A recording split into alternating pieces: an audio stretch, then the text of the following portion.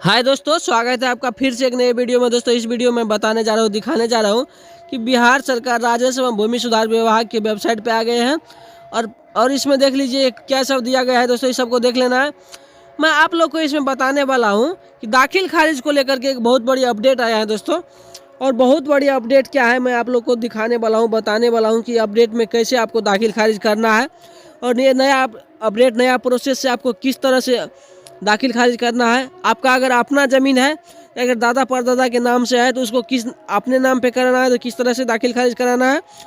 या किसी से खरीदते हैं दोस्तों, जैसे ज़मीन कबीला रजिस्ट्री करवाते हैं, तो उसको दाखिल खारिज करवाने के लिए किस तरह से आपको आवेदन करना है, क्या क्या उसमें आपको पेपर रखना है, क्या क्या नहीं रखना है। तो मैं इस बारे में इस वीडियो में फुल डिटेल से बताने वाले हैं दोस्तों।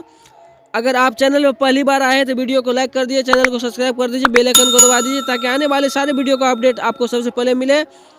चलिए मैं वीडियो को शुरू करके दिखा रहा हूँ किस तरह से आपको आप दाखिल खारिज के लिए पहले आवेदन करने से पहले किन बात पर ध्यान देना चाहिए और ये अपडेट क्या है। अगर आप इस तरह से दाखिल खारिज के लिए आवेदन नहीं करते हैं तो आपका दाखिल खारिज को रद्द कर दिया जाएगा, दाखिल खारिज नहीं किया जाएगा। तो इससे पहले चलिए जानते हैं, मैं आप लोग को दिखाते हैं कि किस तरह से आप दाखिल खारिज में आवेदन कर सकते हैं। जैसे यहाँ दाखिल खारिज आवेदन करे हैं ना, इससे पहले आपको किन बात पर ध्यान देना चाहिए। चाहे वो आपका ज़मीन हो या आप किसी से खरीदा हुआ ज़मीन हो, इसमें आपको क्या बात का ध्यान रखना है, क्या नहीं करना है और क्या करना है, तो मैं आप लोग को डिटेल से बताने वाला हूँ दोस्तों। चलिए वीडियो को शुरू करके बता रहा हूँ। हाँ तो दोस्तों, चलिए दाखिल खारिज करने से पहले आप लोग को किस बात पर ध्यान देना चाहिए, यहाँ से आप देख सकते हैं। इसमें क्या है, दाखिल खारिज आवेदन से पूर्व ध्यान देने योग्य बातें। जिस बात का मैं बात बता रहा हूँ, क्या कह रहा है, दाखिल खारिज आवेदन से पूर्व ध्यान देने, पूर्व के मतलब हुआ पहले ध्यान देने योग्य बातें। अगर आप इस पे बात पे ध्यान दे करके आवेदन करते हैं, इस तरह से सारा पेपर जुटा करके अगर आवेदन करते हैं तो आपका दाखिल खारिज हो जाएगा। अगर इस तरह से नहीं करते हैं तो आपका दाखिल खारिज पेंडिंग रहेगा या कुछ समय लगेगा या कुछ नया प्रोसेस आपको करना होगा। तो इस बात पे आपको ध्यान दीजिए और इस बात के बाद आप अपना दाखिल खारिज में करवाइए, चाहे वो ज़मीन आपका हो या किसी से आप खरीदे हो।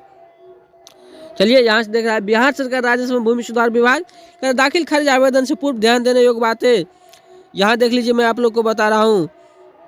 कह रहा दाखिल खारिज आवेदन से पहले ध्यान देने योग्य बातें कहता है। अगर दाखिल खारिज आवेदन क्रय विक्रय पत्र के आधार पर किया जा रहा हो, क्रय विक्रय पत्र के आधार पर, जैसे यहाँ कह रहा है किस चीज़ के आधार पर, क्रय विक्रय, जैसे आप किसी से ज़मीन खरीदे हैं, अगर उस आधार पर अगर आप अपने नाम पे दाखिल खारिज करवाते हैं तो किन बात पर ध्यान देना चाहिए, यहाँ कह रहा है दोस्तों। यहाँ से आप देख सकते हैं, कह रहा है ज़मीन का क्रय उसी व्यक्ति से करें जिसके नाम पर जमाबंदी हो। ज़मीन अगर खरीदे आप तो सिर्फ उसी व्यक्ति से खरीदे जिसके नाम से जमाबंदी चल रहा है दोस्तों। पहला पॉइंट हुआ। दूसरा पॉइंट कह रहा है दोस्तों, यहाँ से आप देख सकते हैं दूसरा पॉइंट क्या है। कह रहा किसी कारणवश जमाबंदी रैयत से जमीन क्रय करने में सक्षम नहीं हुआ है तो, कह रहा आप अगर किसी कारणवश अगर जमाबंदी रैयत से, जिसका नाम से जमाबंदी चल रहा है उस रैयत से अगर आप ज़मीन खरीदने में अगर सक्षम नहीं है तो जमाबंदी रैयत के सभी वंशजों से जमीन का क्रय विक्रय पत्र लिखवाए। जमाबंदी के सभी वंशज, जैसे मान के चलिए किसी के पिताजी के नाम से ज़मीन है, अगर उसका पिताजी गुजर चुका है तो उसका बेटा, 3 बेटा है या 5 बेटा है या 4 बेटा है, तो दोनों जितना बेटा है तो सभी से सहमति पत्र लिखवाइए। क्रय विक्रय पत्र में सभी से लिखित क्रय विक्रय पत्र सहमति पत्र प्राप्त कीजिए, यहाँ कर रहा है लिखवाइए, या सभी से लिखित विक्रय सहमति पत्र प्राप्त करें, विक्रय सहमति पत्र भी प्राप्त करें। फिर उसमें तीसरा पॉइंट क्या है मैं बता रहा हूँ, जमाबंदी संयुक्त खाते की है। अगर जमाबंदी संयुक्त खाते की है तो क्रय विक्रय पत्र सभी खातेदारों से लिखवाए। क्रय विक्रय पत्र जो है सभी खातेदार से लिखवाने के लिए कह रहा है, या सभी खातेदारों से लिखित विक्रय सहमति पत्र प्राप्त करें, विक्रय सहमति पत्र बनाना होगा। चौथा पॉइंट है, अगर जमीन की खरीद जमाबंदी रैयत से नहीं करते हैं तो ऐसे में दाखिल खारिज आवेदन करते समय अन्य हिस्सेदार संबंधी विवरण दर्ज करना होगा। अगर जमाबंदी रैयत से नहीं करते हैं, क्रय विक्रय पत्र नहीं बनाते हैं, सहमति पत्र नहीं बनाते हैं, तो आपको सभी हिस्सेदार का विवरण दर्ज करना होगा। क्या होगा, सभी हिस्सेदार का विवरण आपको दर्ज करवाना होगा। चलिए मैं आप लोग को इसके बाद दिखा रहा हूँ, अगर आपका ज़मीन है तब तो इसके बाद मैं बता रहा हूँ कह रहा है यहाँ क्या कह रहा है, मैं दिखा रहा हूँ। यहाँ का कहना है अगर दाखिल खारिज आवेदन, यहाँ कह रहा है अगर दाखिल खारिज आवेदन बंटवारा के आधार पर किया जा रहा होगा, मान चलिए आपके दादा परदादा के नाम से है, आप लोग अपने नाम पर बंटवारा के साथ करना चाह रहे हैं, तब आपको क्या किन किन बात पर ध्यान देना चाहिए। कह रहे आवेदन के साथ वंशावली अपलोड करना होगा।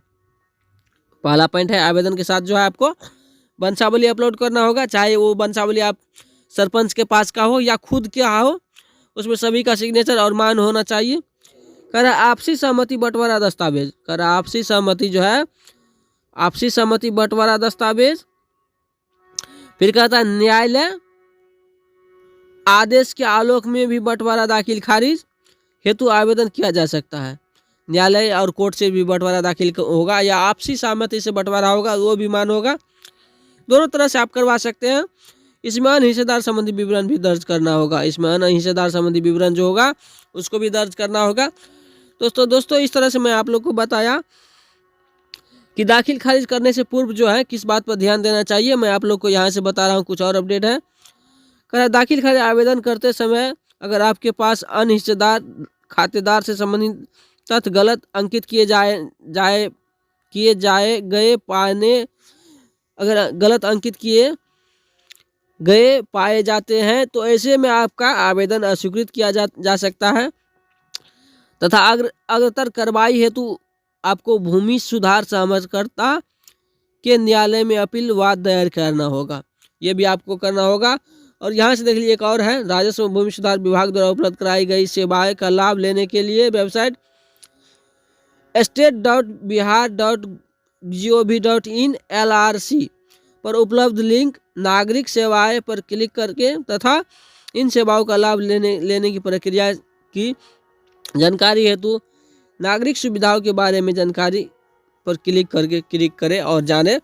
तो दोस्तों मैंने बताया कि अगर आपका भी ज़मीन है तो किस तरह से, अगर आपके पूर्वज के नाम से है तो आप लोग किस तरह से बंटवारा करके अपने नाम पे दाखिल खारिज करवा सकते हैं, यानी तो आप अगर खरीद बिक्री किए हैं तो किस तरह से बंटवारा करके थोड़ी खरीद बिक्री किए तो किस तरह से आप अपने नाम पे दाखिल खारिज करवा सकते हैं। तो इसके बारे में मैं इस वीडियो में पूरा बताया। दोस्तों अगर आपको वीडियो अच्छा लगा तो इसको ज़्यादा से ज़्यादा शेयर कर दीजिए। तो मिलते हैं नेक्स्ट वीडियो में नेक्स्ट टॉपिक के साथ दोस्तों, तब तक के लिए बाय दोस्तों।